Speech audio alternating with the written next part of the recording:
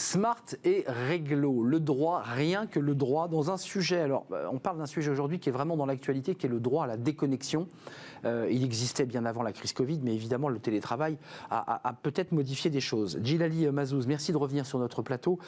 Avocat en droit social au cabinet McDermott, Will & Emery. Donc, c'est quand même pas simple comme acronyme, mais c'est joli. On parle du droit à la déconnexion. D'abord, concrètement, avant de rentrer dans les détails du télétravail, qu'est-ce que dit le texte, la loi, sur ce droit à la déconnexion? Parce que c'est une loi récente. Oui, c'est la fameuse loi El Khomri du 8 août 2016 qui a été intégrée à compter du 1er janvier 2017 dans notre Code du travail.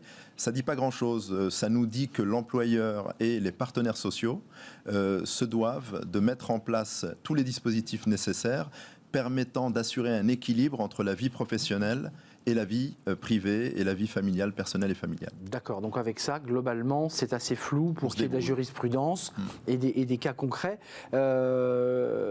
Concrètement, le télétravail est venu un peu chambouler cette question du droit à la déconnexion. Un salarié dit, moi, pour des raisons d'organisation, mes enfants sont couchés, je vais travailler à partir de 21h jusqu'à 23h. Simplement, le retour de mail, ça sera un blocage en disant...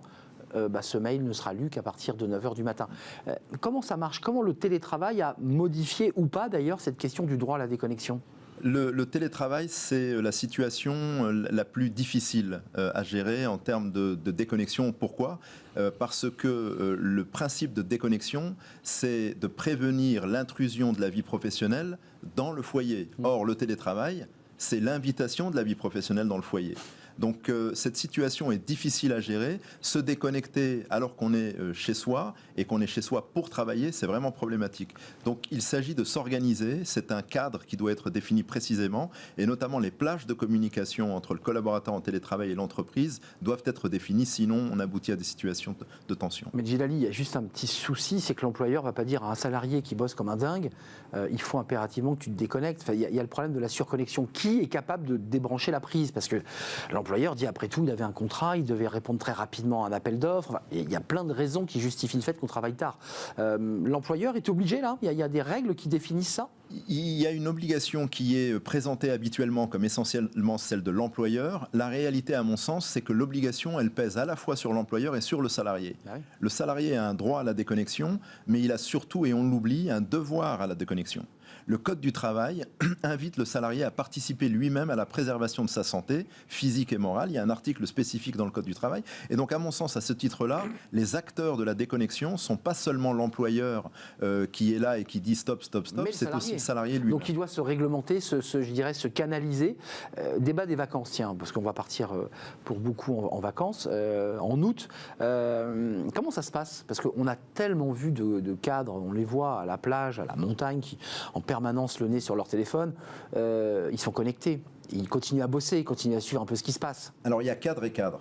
Le cadre dirigeant, lui, le droit à la déconnexion, il n'y a pas droit. Celui-là, lui, il a le droit d'être connecté jour et nuit. Il a le droit d'être connecté jour et nuit et il a même en plus de ça l'obligation de veiller à ce que les autres se déconnectent. On le met comme pivot de la plateforme de déconnexion. C'est lui le patron, c'est lui qui est en mesure d'organiser, de rythmer le temps de travail des uns et des autres. Mais pour le reste, pour les autres cadres, les cadres classiques, cela, c'est un vrai problème. Lorsqu'ils sont en vacances, le principe de la déconnexion, c'est qu'ils sont censés ne pas lire leurs emails, ne pas y répondre, ne pas travailler. S'ils le font, se posera la question des conséquences en termes psychosociaux de cette surconnexion, et si un incident survient, un burn-out, une crise cardiaque, un AVC, alors qu'on est sur la plage, une limonade à la main et son iPhone de l'autre en train de répondre à un appel d'offres. Il peut être considéré comme un drame professionnel. Ça pourra, en tout cas, la question pourra se poser. D'accord, ça veut dire qu'il peut avoir été victime d'un choc psychologique lié à un mail ou un mail mal... Et donc, il y a une procédure qui pourrait s'engager contre l'employeur. Absolument. Et on examinera à ce moment-là, c'est un problème de preuve, un effort probatoire qui devrait être fourni par le salarié et son avocat, mais on examinera à ce moment-là si c'était une fois par an ou bien si c'était récurrent et si dans cette journée, il n'avait pas reçu une vingtaine d'emails de ses dirigeants qui l'ont mis dans cette situation de tension. Alors là, je bascule de l'autre côté manager, puisque on comprend bien que le dirigeant de l'entreprise, c'est lui qui est le pivot, vous le disiez, et c'est lui qui va gérer tout cela. Puis il y a les managers qui, pour des raisons de rythme, d'obligation et de business, vont envoyer des mails. Le salarié est en mesure de lui répondre par mail, je ne répondrai pas à ce mail, est-ce que ça peut avoir des incidences, je dirais, sur son évolution de carrière, sur l'entretien annuel, sur le manager qui dit « tu n'es jamais disponible quand je t'envoie des mails ». Ça existe, ça arrive, ça. Bien sûr, ça arrive et la loi est très claire là-dessus, la jurisprudence est très claire là-dessus. Le salarié ne peut pas être sanctionné, sa carrière ne peut pas être entravée parce qu'il a fait respecter son droit à la déconnexion. Lorsque le salarié est harcelé, si on est dans une situation de répétition d'emails à des heures indues durant ses congés, durant un arrêt de travail, on le voit également, la situation pour l'employeur peut être risquée. Donc ça veut dire que le salarié peut se retourner contre l'employeur, Absolument. usant de l'argument de « on m'a reproché de ne pas être disponible alors que j'étais en dehors des horaires de connexion et je ne monte pas en grade ». Donc elle peut aussi... Il y a des affaires aujourd'hui, je dirais, en termes de jurisprudence, sur lesquelles les avocats travaillent, examinent ces affaires. Ça va jusqu'au tribunal, la question de la déconnexion, ou c'est plutôt du débat au sein de l'entreprise? Alors, la question de la déconnexion n'intervient, dans mon expertise, dans mon expérience en tout cas, elle intervient surtout pour maximiser les demandes de dommages et intérêts. On convertit ça en heures supplémentaires. C'est plutôt sous cet angle-là que les avocats de salariés et les salariés le présentent. J'ai envoyé mon premier email à 6h du matin, le dernier à 23h50, et donc ma plage horaire est telle que j'ai droit, au-delà de mon forfait jour, dont je demande d'ailleurs l'annulation parce que le suivi de mon travail n'est pas fait correctement. Et donc je demande des heures supplémentaires, je demande 6 mois de dommages et intérêts pour travail dissimulé. C'est un élément supplémentaire pour venir gonfler, d'ailleurs légalement ou parfois un peu illégalement. Donc en fait, il faut réussir à prouver que l'on a bien travaillé en dehors des heures fixées par le contrat de travail. Absolument. Compte tenu que parfois les cadres, évidemment, sont en forfait et qu'il n'y a pas d'horaire réel. Exactement. À la demande de l'employeur. Parce que si je réponds à 2h du matin à un email que j'ai reçu à 13h pour dire simplement OK, ça marche pas. Ça marche pas, ça marche moins. On est d'accord. Là, c'est un peu dilatoire. Absolument.